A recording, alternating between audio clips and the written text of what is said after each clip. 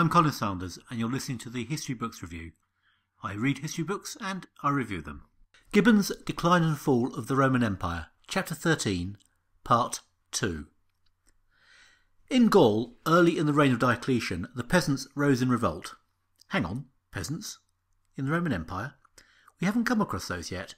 Up until now, internal dissension has been common enough in the empire, but a widespread insurrection by the workers in the fields hasn't figured.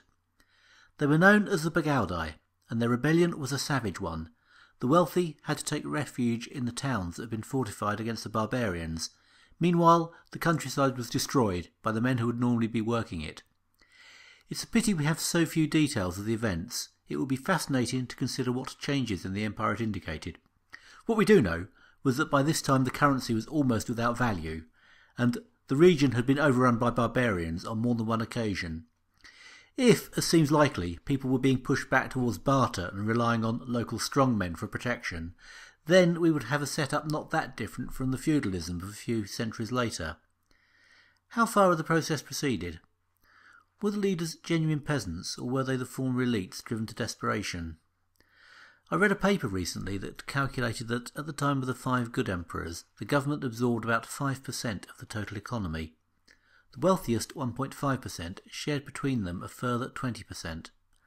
The bulk of the population lived by subsistence farming. During the crisis of the 3rd century, the population had fallen, and at least some of the wealth would have been destroyed, and the wealthy would have ceased to be wealthy.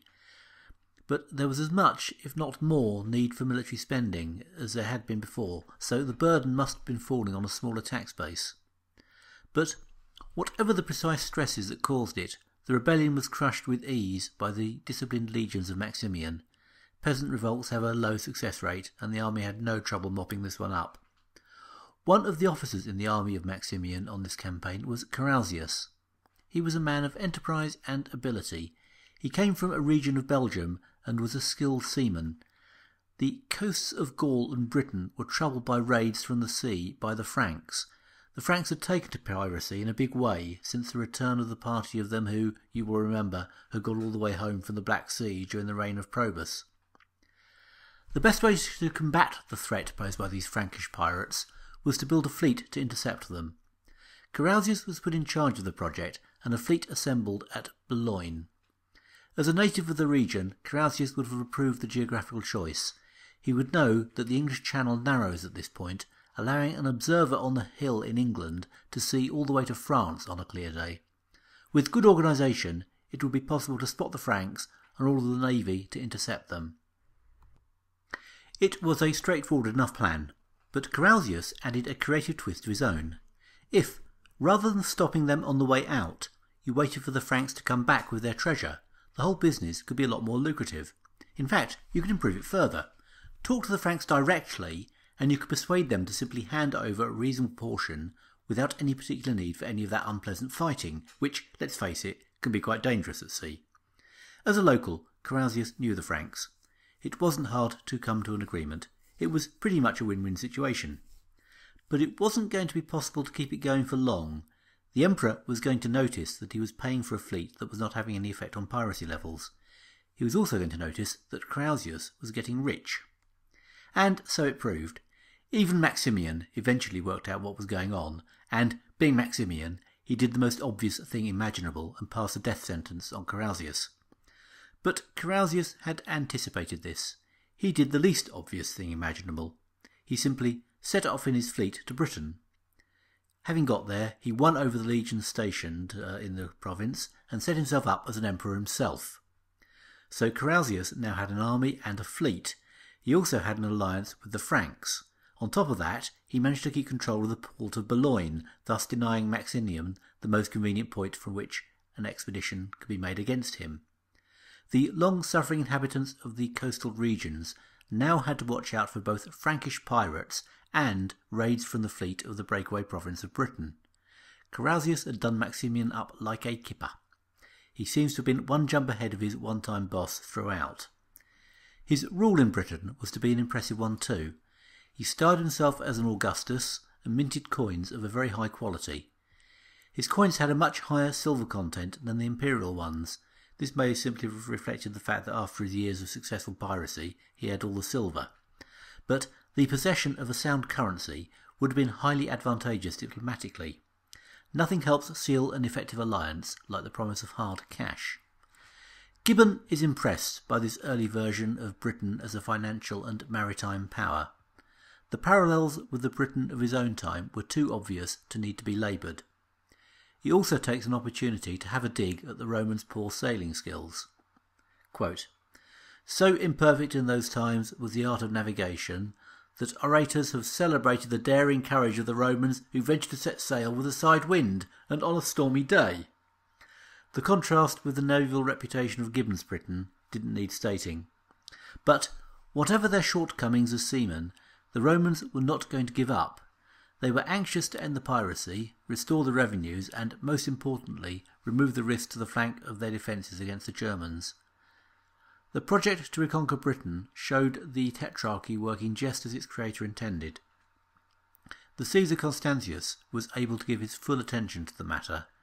An early attempt by Maximian had failed because he couldn't find enough skilled pilots, allowing the fleet of Carausius to easily defeat him.